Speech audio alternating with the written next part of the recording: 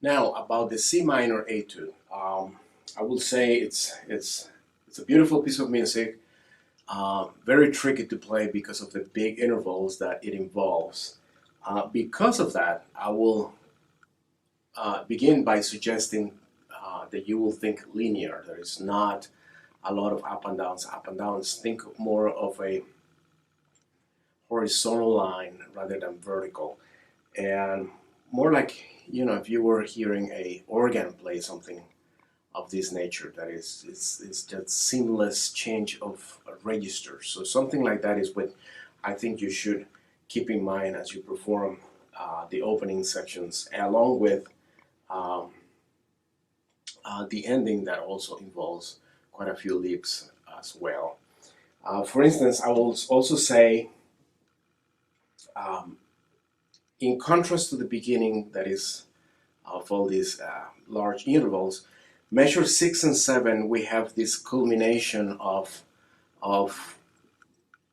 this really imposing opening, and I would encourage you, therefore, to think very dramatic and also to make a statement as you play. So something that is just going to say, you know, we're moving on to the next phrase, and then it's also going to lead into the following section. Speaking of the next section, first of all, I would encourage you to practice separately the low notes, so you identify the melodic line, and then use the top moving notes as just a simple embellishment. So it's just something that is just adding color to the bass line. So for instance,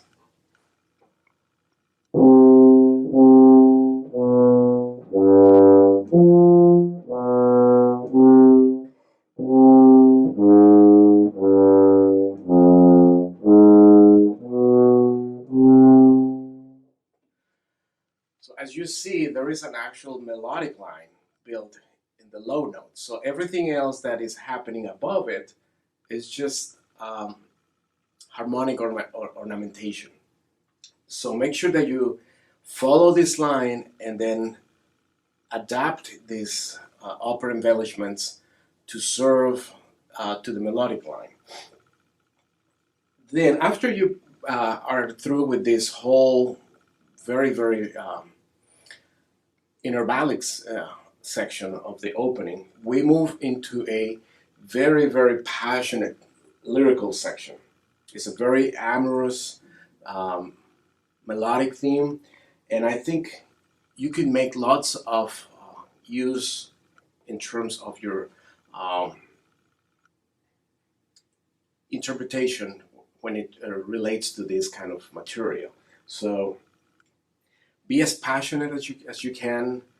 Use lots of air, of course, because there are longer phrases here than you would have at the beginning, and try to communicate a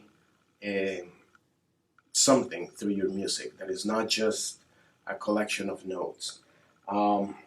Then, after you're done with this beautiful melodic part, we move into another very contrapuntal section that involves lots of trills. And in order to make them work seamlessly, I would recommend you to use alternative fingering. For instance, measure 27, the D, I would advise you to play it 1 and 2 instead of open. Measure 29, play the G using the third valve. And in measure 30, which something that worked for me, I would advise you to play the 8th note D right after the trill. Play 1 and 2. The reason for this is that it softens the arrival, and so you don't have to work so hard to do this upward motion. And in that way, it helps you prepare for the very closing section of this etude. Keep in mind that as you're playing all these trills, they are short, so don't stay too long on them, because otherwise you're gonna lose track of tempo. They're just brief, and you move on to the next thing. So it's a wonderful etude to perform, and certainly you're gonna enjoy working on it. Just one quick reminder about this particular etude, and that is that after you get done through the opening quarter note section and you move on to the 8th note, pay close attention to the articulations. So the notes that have the tenuto lines that are gonna be, of course, the bass melody, and the ones that I was talking about that are the embellishment, that they're short. However, when you play them, make sure that they're not dry short, that they don't speak, and they're not too long that they get confused with the bottom line that is already marked tenuto.